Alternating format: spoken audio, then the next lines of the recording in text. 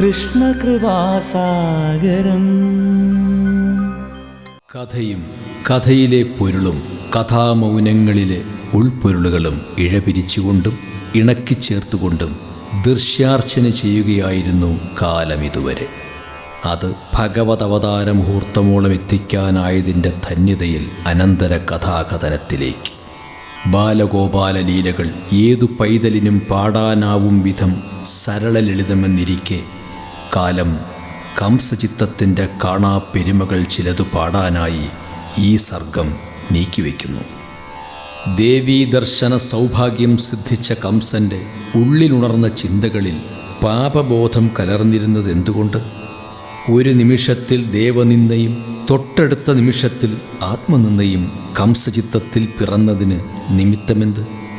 താഴിടാൻ കൽപ്പിച്ച കംസകരങ്ങൾ തന്നെ സോദരീ നേത്രങ്ങൾ തഴുകാൻ തുനിഞ്ഞതെന്തുകൊണ്ട്? ശോകഭാവത്തിൽ വാഴുന്ന കംസനെ ശ്ലോകസാരങ്ങളാൽ ഭാഗവതം ഒരിക്കൽ മാത്രമേ ആവിഷ്കരിച്ചിട്ടുള്ളൂ. ആ ഭാവസാന്ദ്രം ആ മുഹൂർത്തത്തിനു വേണ്ടി കാലം തൽക്കാലം അഞ്ജലിബദ്ധനാകുന്നു, വിടവാങ്ങുന്നു. പരിണയശേഷം പലതവണ വന്നിരുന്നു അങ്ങയുടെ മന്ദിരത്തിലേക്ക്. അപ്പോഴെല്ലാം മനസ്സിലേതോ രാക്ഷസ ജന്മത്തിൻ്റെ അടങ്ങാപ്പക മാത്രമേ ജ്വലിച്ചു നിന്നിരുന്നുള്ളൂ. വസുദേവ മന്ദിരത്തിൽ നിന്നും ഉയരുന്ന ബാലരോദനങ്ങളിൽ നാം ശ്രവിച്ചത് മരണത്തിൻ്റെ മണിമുഴക്കമായിരുന്നു. ബാലകന്മാരുടെ കപടലേശമില്ലാത്ത മന്ദസ്മിതങ്ങളിൽ നാം കണ്ടത് ഹിംസിക്കാൻ ഒരുമ്പെട്ട് നിൽക്കുന്ന ഒരന്തകൻ്റെ കഠോര ഗർജനം. ആര്യ വസുദേവർ മിത്രഭാവേന ഹസ്തദാനം ചെയ്യേണ്ടുന്ന ഈ കരങ്ങളാൽ നാം അന്ന് ചെയ്തത് ഏത് തീർത്ഥത്തിൽ ആറാടിയാലും തീരാത്തത്ര പാപകർമ്മം. അങ്ങനെ കൊന്നെറിഞ്ഞ കുഞ്ഞുങ്ങൾ 8 പേരും ദിക്കെട്ടിൽ നിന്നും നമ്മെ നോക്കി കൺതുറിച്ചുറക്കെ വിളിക്കുന്നത് പോലെ വിജയിച്ച യുദ്ധത്തിൻ്റെ വിളംബര പതാകയ്ക്ക് ചുവടെ നിന്ന് വിതുമ്പുന്നൊരു രാജാവാണ് കംസനിപ്പോൾ. പ്രിയ ശ്യാല, പ്രിയ സോദരി, മതം നിറഞ്ഞ പടയോട്ടങ്ങളുടെ തേർചക്രങ്ങൾ ചതച്ചരച്ചു കളഞ്ഞ അശ്വശൂരന്മാർക്ക് വേണ്ടി ഭോജരാജ കംസൻ മാപ്പ് ചോദിക്കുന്നു. പുറത്താലും ഈ ഉള്ളവനോട് ക്ഷമിച്ചാലും. അരുത്, അരുത് മഹാരാജൻ. ഈ ഉള്ളവർക്ക് മുന്നിൽ വന്ദനമരുത്. മറ്റൊന്നും കൊണ്ടല്ല നാം അത് പറഞ്ഞത്. ഈ കൂപ്പ് കയ്യിലും വലുത് മാപ്പ് പറയാൻ തോന്നിയ അങ്ങയുടെ മനസ്സാണ്. ആ ശ്രേഷ്ഠ ചിത്തത്തിന് മുന്നിൽ സാഷ്ടാംഗം പ്രണമിക്കേണ്ടത് ഈ ഉള്ളവരാണ്. വസുദേവർ, മഹാതിശയനാണങ്ങ്. അങ്ങുര ചെയ്ത വാക്കുകൾക്ക് തേജസ്വിയായ മുനിവര്യൻ്റെ മുഖപ്രസാദം. ജന്മത്താൽ രാജൻ, കർമ്മത്താൽ യതിവര്യൻ. കാലം വസുദേവരെ വാഴ്ത്തുന്നത് അങ്ങനെയാകുമെന്ന് നമ്മുടെ മനസ്സ് പറയുന്നിപ്പോൾ. മഹാരാജൻ, ഈയുള്ളവൻ കേവലം ഒരു മനുഷ്യൻ മാത്രം. മാനവകുലജാതർ സ്തുതിക്കപ്പെടേണ്ടവരല്ല. നമ്മാൽ സ്തുതിക്കപ്പെടേണ്ടുന്ന ഈശ്വരന്മാർ ഏൽപ്പിച്ച കർമ്മം നിഷ്കാമമായി ചെയ്യേണ്ടവരാണ് മനുഷ്യർ. അങ്ങേക്കറിയുമോ, അങ്ങിപ്പോൾ മധുരാദേശം ഇന്നോളം അറിയാത്ത മറ്റൊരു മനുഷ്യനായാണ് നമ്മുടെ മുന്നിൽ നിൽക്കുന്നത്. അതിന് കാരണം അത് ഈശ്വര നിശ്ചയമല്ലാതെ മറ്റൊന്നല്ല. പാപകർമ്മങ്ങളുടെ ക്ഷുഭിത സാഗരത്തിൽ നിന്നും ഇത്തിരി നന്മയുടെ തീരത്തേക്ക് നീന്തിക്കയറിയ ഭോജരാജ മഹാത്മാവേ, അങ്ങ് നമ്മുടെ രാജാവാണ്. അങ്ങ് മാപ്പിരക്കേണ്ടവനല്ല, ആജ്ഞാപിക്കേണ്ടവനാണ്. ആജ്ഞാപിച്ചാലും എന്തും. ആജ്ഞാപിക്കാനോ? നമ്മുടെ സോദരിയോടും ശ്യാലനോടും? ദേവകി, ഈ ജ്യേഷ്ഠനോട് പുറത്താലും.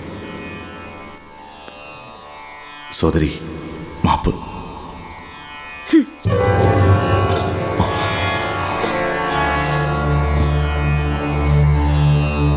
ദേവകി, മാപ്പ് ചോദിക്കാൻ വന്നൊരു ജ്യേഷ്ഠ ഭ്രാതാവ്. മഹാരാജൻ, അങ്ങ് കരുതുന്നുണ്ടോ നോവിന്റെ നാം ഒന്നെങ്കിലും മനസ്സിൽ അവശേഷിപ്പിക്കാതെ പുറത്തു എന്ന് പറയാൻ ഇവൾക്കാകുമെന്ന്?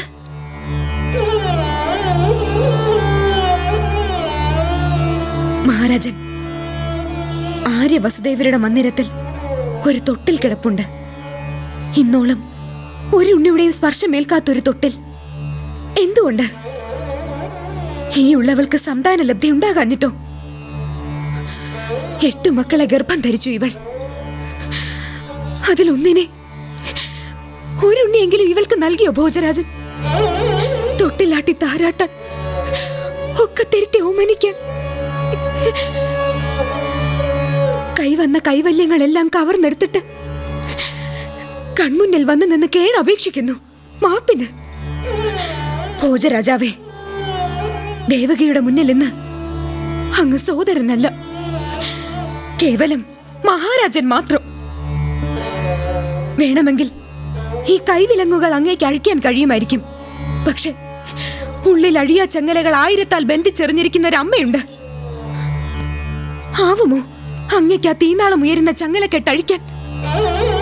ആവുമോ അങ്ങേക്ക് എരിയുന്ന തൊട്ടിലൊന്നാട്ടാൻ?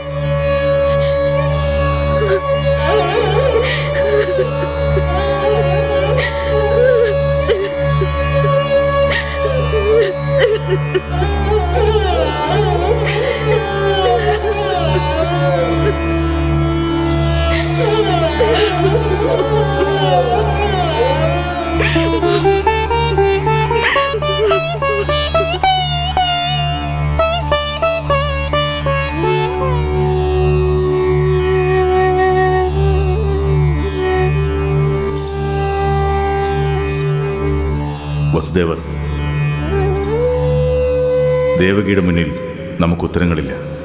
പക്ഷേ ഒരു ഉത്തരം തിരിയുന്ന മനസ്സ് നമുക്കുണ്ടായിക്കഴിഞ്ഞിരിക്കുന്നു. അത് അങ്ങ് അറിയുന്നുവെന്ന് നാം വിശ്വസിച്ചോട്ടെ. ഇവിടേക്ക് വരുമ്പോൾ തെല്ലൊരു ചിത്തവിശ്രാന്തിയുമായി മടങ്ങാമെന്ന് നാം കരുതിപ്പോയി. മഹാത്മൻ അതിനനുവാദം തരണം. കാലം നോവുകൾ മായ്ക്കട്ടെ.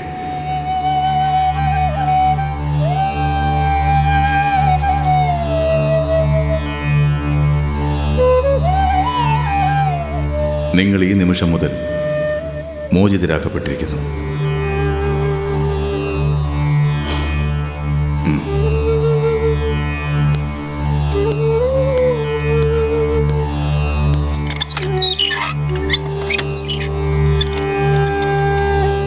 കംസചിത്തം പോലും തരളിതമായി പോയ ആ വേളയിൽ കാലം തെല്ലൊന്നു പകച്ചു. അസുരചേതനയിലും ചേക്കേറിയോ സാത്വികഭാവം? കംസകിങ്കരന്മാരിൽ അത് ഗൂഢമായ ഭയം നിറച്ചു. അപ്പോൾ മധുരാദേശമാകെ അമ്പാടിയിൽ ഉണ്ണി പിറന്നതിൻ്റെ ഉത്സവലഹരിയിൽ തിമിർക്കുകയായിരുന്നു. പക്ഷേ രാവൊന്ന് ഇരുട്ടി വെളുക്കുന്നേരം രാക്ഷസത്വത്തിലേക്ക് കംസൻ മടങ്ങും കാഴ്ചയ്ക്ക് കാലം സാക്ഷിയാകേണ്ടി വന്നു. അതിന് കളമൊരുക്കിയവർ കുബുദ്ധികൾ, കംസകിങ്കരന്മാർ.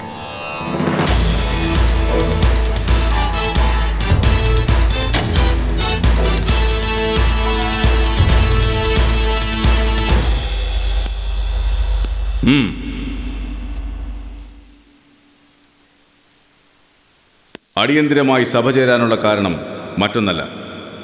രാജ്യകാര്യങ്ങൾ നമ്മുടെ നിയന്ത്രണത്തിൽ നിന്ന് അയഞ്ഞു പോകുന്നു എന്നൊരാശങ്ക. ദേവകി വസുദേവന്മാരെ നാം മോചിതരാക്കിയപ്പോൾ പൗരരാഗമാനം നമ്മുടെ നയങ്ങളിൽ അയവ് വന്നുവെന്ന് തെറ്റായി ധരിച്ച പോലൊരു തോന്നൽ. ശരിയല്ലേ പ്രദ്യോതൻ? പ്രഭോ, തിരുവുള്ളക്കേട് തോന്നരുത്. യജ്ഞങ്ങളും യാഗങ്ങളും വീണ്ടും പഴയതുപോലെ നടക്കുന്നു. പൂജാതി കർമ്മങ്ങൾ, ജപധ്യാനങ്ങൾ ഒക്കെ മടങ്ങി വന്നിരിക്കുന്നു. കാര്യങ്ങൾ ഈ വിധം പോയാൽ ഒക്കെ കൈവിട്ടു പോകുന്ന നില. അങ്ങ് പറഞ്ഞത് നേരാണ്. ജനം ഒരബദ്ധധാരണയിൽ അമർന്നിരിക്കുന്നു. സേനാപതി, എന്താണ് നാം ഈ കേൾക്കുന്നത്? മന്ത്രി പറഞ്ഞത് നേരാണ് പ്രഭു. സൈന്യബലത്താൽ നമ്മൾ ആവതം നോക്കുന്നുണ്ട്. പക്ഷേ അതിനുമപ്പുറം എന്തോ ചിലത് സംഭവിക്കുന്നു. ഒരു ഉത്സവ ലഹരിയിലാണ് ജനാവലി. കൊള്ളാം, നല്ല വാർത്തകൾ. നമ്മുടെ അന്തകൻ അജ്ഞാതനായി എവിടെയോ വളരുമ്പോൾ രാജ്യകാര്യങ്ങൾ നമ്മുടെ കാൽ കീഴിൽ അമർത്താതിരുന്നാൽ എന്താവും അനന്തരഫലം? അക്രൂരരെ, അങ്ങേക്ക് എന്താണ് പറയാനുള്ളത്? അങ്ങയുടെ ഹിതം നടപ്പിലാകട്ടെ, അതുമാത്രമേ ഈയുള്ളവന് പറയാനുള്ളൂ. സാമന്തന്മാർ, എന്ത് കാര്യം? ജനങ്ങളെ വരുതിക്ക് നിർത്തിയില്ലെങ്കിൽ കൂട്ടക്കുരുതിയായിരിക്കും എല്ലാവർക്കും വിധി. ജ്യോതിഷി പറയൂ, എന്താണ് ഇങ്ങനെയൊക്കെ? അങ്ങയുടെ ഗ്രഹനില പ്രകാരം. നിർത്തൂ! ഒരു ഗ്രഹനില, രാശിചക്രങ്ങളുടെ എണ്ണവും കണക്കും പറഞ്ഞ് നമ്മെ ഓരോന്നിൽ നിന്നും പിന്തിരിപ്പിക്കാനല്ലാതെ ആസ്ഥാന ജ്യോതിഷിയെ കൊണ്ട് എന്തു ഗുണം? പ്രത്യോത പറയൂ, എന്താണ് നാം ചെയ്യേണ്ടത്? ആവുന്നത്ര ഭീകരമായൊരു സ്ഥിതി സംജാതമാക്കണം. വാൾമുനകളിൽ ആസുരസേനയുടെ കടന്നാക്രമണങ്ങളിൽ ജനം ഭയന്നു വിറയ്ക്കണം. അങ്ങെന്തിന് ദയാലുവാകണം? മധുരാരാജ്യത്തിന്റെ സൈന്യബലം രഥസൈന്യത്തിൻ്റെതല്ല, അശ്വസേനയുടേതല്ല, കാലാൾപ്പടയുടെയും ഗജയോദ്ധാക്കളുടേതുമല്ല. കംസരാജ്യ സൈന്യത്തിന്റെ കരുത്ത് അസുര യോദ്ധാക്കളിലാണ്. മായാവികളായ അസുരജാലം, അവരെത്രയോ പേർ തങ്ങളുടെ ഊഴം കാത്ത താവളങ്ങളിൽ. ഘോര രാക്ഷസിയായ പൂതന, ചീറിപ്പറന്നുയരാൻ പോന്ന തൃണാവർത്തൻ, ശകടരൂപമാർജിക്കാൻ കഴിവുള്ള ശകടൻ, പ്രലംബൻ, ധേനുകൻ, ബകൻ, അഖൻ, ഇവരാൽ വിറപ്പിക്കണം ജനാവലിയെ. സൈന്യത്തെ അയച്ചു വധിക്കണം ശിശുക്കളെ. അജ്ഞാതനായി എവിടെയോ പിറന്ന അങ്ങയുടെ അന്തകൻ അതാരാണെന്നറിയാൻ കാത്തിരിക്കേണ്ട പ്രഭോ. ഇന്നേക്ക് 10-30 നാൾക്കകം പൂജാതരായ ശിശുക്കളെ കഴുത്ത് ഞെരിച്ച് കൊന്നെറിയണം. അവരിൽ ആരെങ്കിലും ആകട്ടെ വിധിക്കപ്പെട്ട അന്തകൻ. കൊള്ളാം, നമുക്ക് നഷ്ടപ്പെട്ട ഊർജം തിരിച്ചു കിട്ടിയതുപോലെ. അഭിനന്ദനങ്ങൾ പ്രത്യോത, 1000 അഭിനന്ദനങ്ങൾ. മഹാരാജൻ, നമുക്കൊരു കാര്യം ഉണർത്തിക്കാനുണ്ട്. വീണ്ടും അബദ്ധത്തിലേക്ക് സ്വയം ചെന്ന് ചാടരുത് പ്രഭു. ജനഹിതത്തെ മാനിക്കണം. മതി, ആവശ്യമുള്ളപ്പോൾ ചോദിക്കാം ഉപദേശം. അങ്ങൊന്നറിയുക, സോദരിയോടും വസുദേവരോടും കാട്ടിയ കാരുണ്യം ജനങ്ങൾ ഒന്നടങ്കം അർഹിക്കുന്നില്ല. ഗുരു, അങ്ങ് സമർത്ഥനാണ്. മനസ്സ് പതറിപ്പോയൊരു നിമിഷം അങ്ങ് നമ്മെ മറ്റൊരാളാക്കാൻ നോക്കി. മനസ്സിലെ ആർദ്രഭാവം പൊലിപ്പിക്കാൻ നോക്കി. പാപബോധം പകർന്ന് നമ്മെ ദയാലുവാക്കാൻ ശ്രമിച്ചു. ഇല്ല, കംസന് കംസന്റെ വഴി.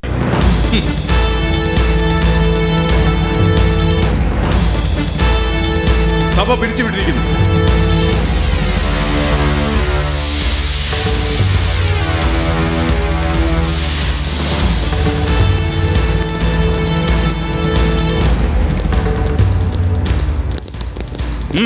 നാം ഒറ്റയ്ക്ക് മതി കുറെ നേരം. പൊയ്ക്കോളൂ.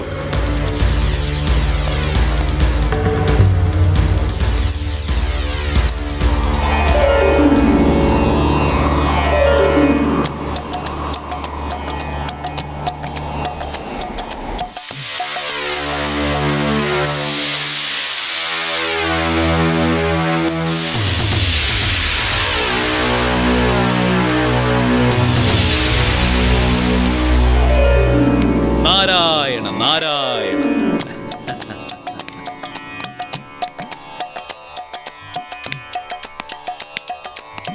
നാരായണ നാരായണ. സ്വാഗതം ദേവർഷേ. ഉചിതമായ നേരത്തായി അങ്ങയുടെ വരവ്. ഉപവിഷ്ടനായാലും.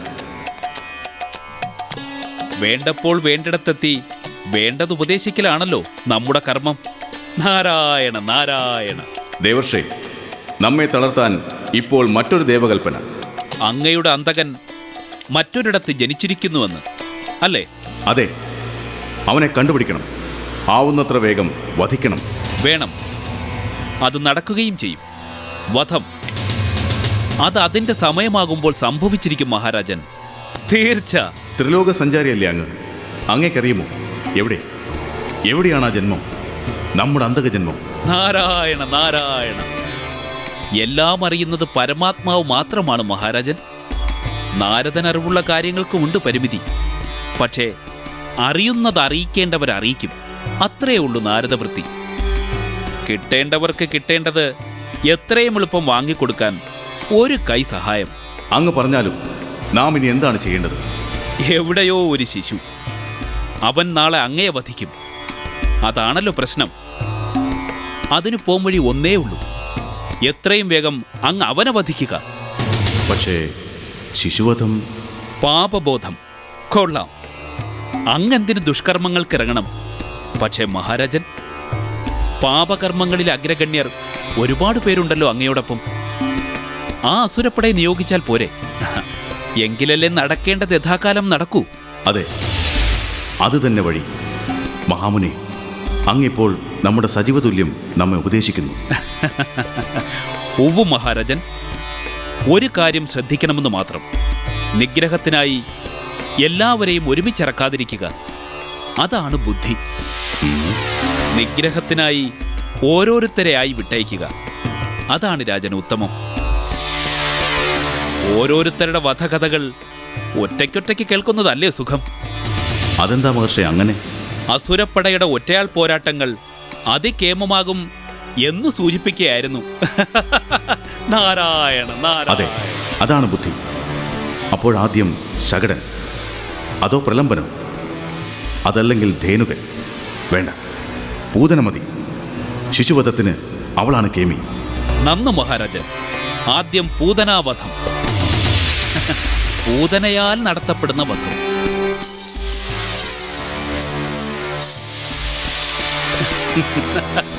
മഹർഷി, വധത്തെക്കുറിച്ച് അങ്ങ് പറഞ്ഞപ്പോൾ ഒരു ചങ്ങലക്കിലുക്കം നാം ശ്രവിച്ചു. നിമിത്തശാസ്ത്രം പിഴയ്ക്കുമോ? രാജൻ, ശാസ്ത്രം പിഴയ്ക്കില്ല. പക്ഷേ കർമ്മം ഉപേക്ഷിക്കാനാവുമോ? ആരവിടെ? അടിയൻ. പൂതനെ എത്രയും വേഗം ഇവിടെ എത്തിക്കൂ. കൽപ്പന പോലെ. അപ്പോ ആദ്യം പൂതനാവധം, പിന്നെ വധങ്ങളുടെ ഘോഷയാത്ര. നാരായണ നാരായണ.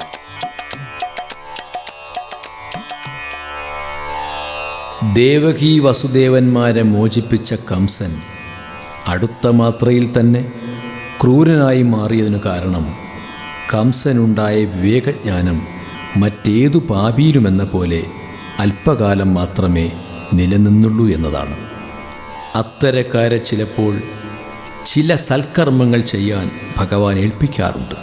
അപ്പോൾ സജ്ജനങ്ങളെപ്പോലെ ഭേദബുദ്ധിയില്ലാതെയും പ്രതിഫലേച്ഛയില്ലാതെയും ആയിരിക്കില്ല അവരത് ചെയ്യുക. സ്വാർത്ഥലാഭത്തിന് വേണ്ടിയുള്ള പ്രാർത്ഥനയോടെയായിരിക്കും. അതുവഴി അവർ നേടുന്നതോ കേവലം നൈമിഷിക ശാന്തി മാത്രം.